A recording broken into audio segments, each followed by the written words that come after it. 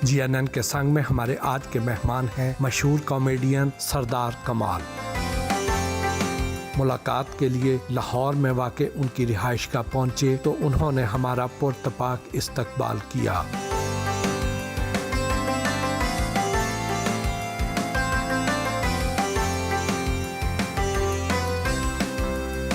सरदार कमाल से गुफ्तगू हुई। अस्सलाम वालेकुम सरदार साहब। जी वालेकुम अस्सलाम। कैसे हैं? मैं कह रहा दिल च ठंड पै गई है, तुसी तशरीफ ले आए हो। आपका नाम कॉमेडियंस वाला नहीं है, नाम तो आपका सियासतदानों वाला है। आपने दूसरे फनकारों की तरह नाम क्यों नहीं रखा? ये बड़ा हट के है, डिफरेंट है। मेरा पैदाइशी नाम जो है ना सरदार ही है, मोहम्मद सरदार। वालिद साहब का नाम था चौधरी कमालुद्दीन गुजर, तो फिर ये बन गया सरदार कमाल। तो कई जगह पे दुनिया पे जाते हैं जब काम करने के लिए, तो कुछ लोग आते खेल दे के खुश होते हैं, मेरा काम दे के भी खुश होते हैं। वो सबको पैसे दे रहे होते हैं कि जी ये है, रखे ना, ये आप रखे ना। वो जब सरदार कमाल का नाम आता है ना तो वो कहते हैं अस्सलाम वालेकुम जी की हाल है, तो चुप करके निकल जाते हैं। नाम का ये असर है यार, इससे जरूरत नहीं है, जरूरत नहीं, इससे जरूरत नहीं है, तो खुद सरदार है और कमाल है। हाँ। तो इसको क्यों देने पैसे? आप माशाल्लाह बड़े खुश लिबास हैं, आपकी कलरफुल वेस्ट कोट, इतने शानदार कम्बिनेशंस, अक्सर आप तिल्ले वाली जूतियों में भी नजर आते हैं। ये जो आपका ज़ौक है ये तो बड़ा शौकीन गुजरों वाला है। अजी ने बस देखा है, कहते ना जब अल्लाह दे तो पहनो भी और खाओ भी और लगाओ भी। ये नहीं कि भी कमा के छोड़ जाने पर किसी और में तो पहनने हैं तो खुद पहन के चले जाओ। सही बात। अब जरा माजी की, बचपन की यादें ताज़ा करते हैं आपकी। जी जी जी। बचपन कैसा गुजरा, घर का माहौल कैसा था, बहन भाई कितने थे, आपका नंबर कौन सा था? बचपन तो हर बच्चे का रो के गुजरता है, क्योंकि बचपन में रोता है, फिर जब थोड़ी थोड़ी सेंस आती है कि रोना बुरी बात है, वो छोड़ देता है। मैं एक ही भाई हूँ जी, तो एक ही बहन है मेरी, और हाँ, वालिद साहब भी एक ही थे और माँ भी एक ही थी। तो आगे शादी भी एक ही अल्हम्दुलिल्लाह, और उसमें से 2 बच्चे और 1 बेटी। माशाल्लाह। एक बेटा यहाँ पाकिस्तान में होता है, एक बेटा मेरा इंग्लैंड में होता है। तो बच्चे मेरे फैमिली फैसलाबाद में थे और मैं यहाँ आपके सामने तन्हा बैठा हूँ। तालीम का सिलसिला कहाँ तक जारी रहा? तालीम मैं कुछ नहीं पढ़ नहीं सका, क्योंकि मैं 7वीं या 8वीं क्लास तक गया था, फिर ये लत लग गई फिल्म देखने की, तो फिर नहीं पढ़ा। जब फिल्म देख ली ना फिर नहीं पढ़ा। इस पर भी मैं कहता हूँ कि मेरे वालिद साहब ने मुझे बहुत मारा है कि इतनी बातों से कि तुम फिल्म क्यों देखने जाते हो। तो पहली फिल्म भी उन्होंने दिखाई थी। सबसे ज्यादा मार और डांट भी इसी वजह से पड़ी या कोई जुगतें करने से, शरारतें करने पर? अच्छा नहीं, जुगत वुगत का मुझे तब नहीं पता था। वो मेरे एक दोस्त हैं बचपन के, वहाँ पे मोहल्ले में रहते हैं, अच्छू खान साहब, वो ढोलक बजाते थे, दोस्त मेरा था, तो वो मुझे बताता था नई फिल्म कहाँ आई है, फिर मैं उसके साथ चला जाता था फिल्म देखने। तो जो मेरी वालदा थी, मेरे वालिद साहब कहते ए मरासियां दे मुंडे ने साड़ा मुंडा खराब कर देता है। और जब मैंने पैसे कमाने शुरू कर दिए तो अब वो कहता है ए देखो ताड़े मरासियां दे मुंडे ने ताड़े मुंडे नूं काम ते नहीं लाता। फैसलाबाद में हर बंदा जुगत करता है, ये कुदरती है या कोई वहाँ का माहौल ऐसा है? अच्छा बट सब मुझे भी ना इस बात की समझ नहीं आती कि सच में ना इसका कोई ख़ास ज़ात बरात से कोई तल्लक नहीं है, किसी बात से कोई इसका नहीं कि भी ख़ास लोग जुगत करते हैं। वहाँ हर बंदा ही जुगत करता है। माह रमज़ान में मैं गया तो रोज़ा मैंने रखा हुआ था, तो अब सफ़र में अंदाज़ा नहीं होता कि कहाँ अज़ान हो गई है, रोज़ा खुल गया। तो कुछ बुजुर्ग ना सड़क के किनारे पे चारपाई पे बैठे हुए, तो मैंने गाड़ी जाकर रोकी, मैंने कहा अस्सलाम वालेकुम जी। तो बरेश आदमी, सफ़ेद दाढ़ी। मैंने कहा जी रोज़ा खुल गया? तो उसने यू टर्न दे, कहता पुत्र पूछना ही है या खोलना भी है?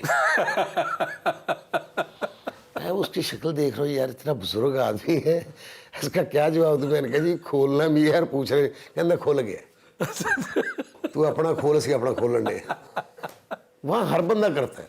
वो मेरा ख्याल है खुशहाली है या डेली पैसे कमाते हैं इसलिए बेफिक्री है। फैसलाबाद से बहुत बड़े बड़े फनकार निकले हैं जी अल्हम्दुलिल्लाह।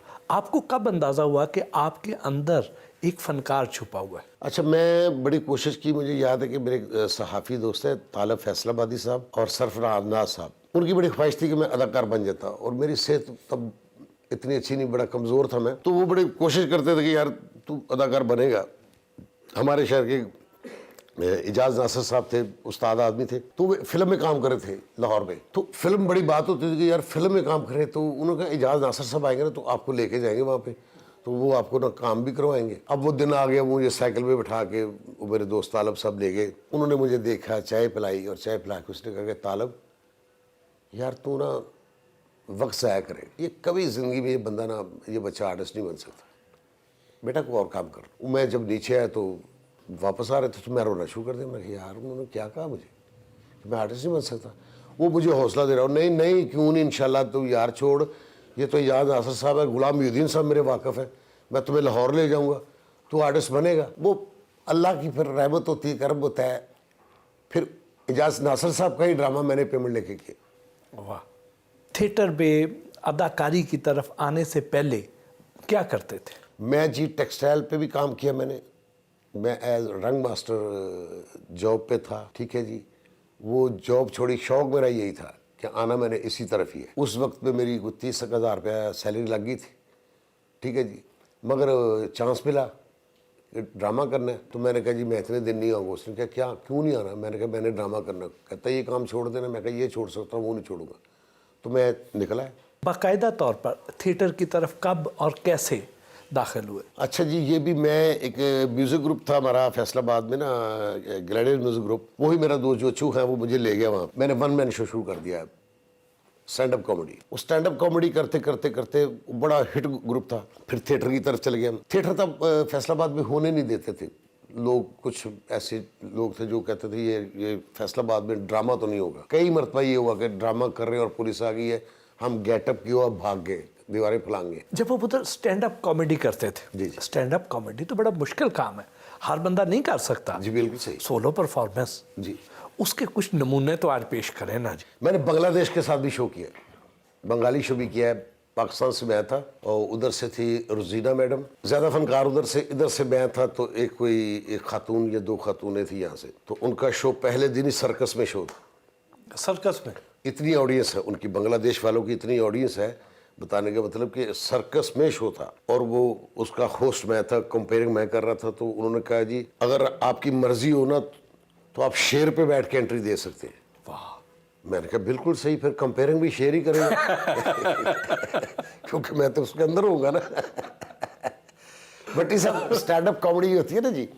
ये देखें मैं आपको एक बात बताता हूँ, ये मेरे पास टिश्यू है। हाँ जी। और ये मैजिक दिखा रहा हूँ मैं आपको, कॉमेडी दिखा रहा है जी। वाह वाह। इस पे देखे कोई करेंसी तो नहीं है, कोई मैंने डाला तो नहीं इस पे कुछ भी नहीं। कोई आपको यूरो, पाउंड, नहीं। रियाल, नहीं। यन, कुछ नजर तो नहीं आ रहा। आप ताली बजाएंगे तो मैं आपको पाउंड बना के दिखाऊंगा। अच्छा। बजाए ताली, बजाए ताली। अरे भट्टी साहब की ताली। भट्टी साहब अगर ताड़ियां ना पैसे बढ़ते ना तुसी सवेरे 7 बजे उठते तो ना मैं की करते।